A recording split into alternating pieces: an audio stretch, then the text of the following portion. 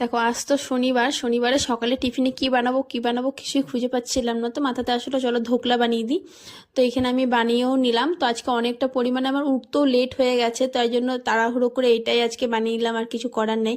আর এখানে দেখো যে গরম গরম অবস্থায় কাটছি বলে তো কতটা ভেঙে ভেঙে যাচ্ছে উপরে। এটা ঠান্ডা করে কাটলে একটুও ভাঙে না, কিন্তু ঠান্ডা করার মতনও আমার কাছে সময় নেই, মানে এতটা লেট হয়ে গেছে।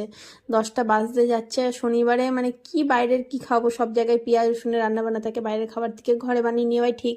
দেখো এখানে কতটা পরিমাণে সফট হয়েছে ধোকলাগুলোকে। এরপর এর উপরে আমি চিনির শিরা বানিয়ে চিনির শিরা দেবো।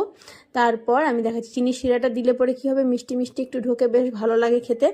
তো চলো এখানে ধোকলা আমার কমপ্লিট হয়ে গেছে। দেখো ফাইনাল লুকটা তোমাদের দেখাচ্ছি কেমন হয়েছে। এই দেখো ফাইনাল লুকটা। এরপর আমি পিউকে টেস্ট করতে দেবো, পিউ খেয়ে বলুক কেমন হয়েছে এটা। পিউ এনে খেয়ে পরে রিভিউ দে।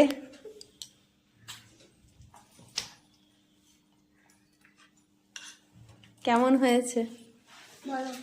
কতটা? 100 তো কত দিবি? 100। 100 100। আচ্ছা তাহলে যাক, সাকসেস।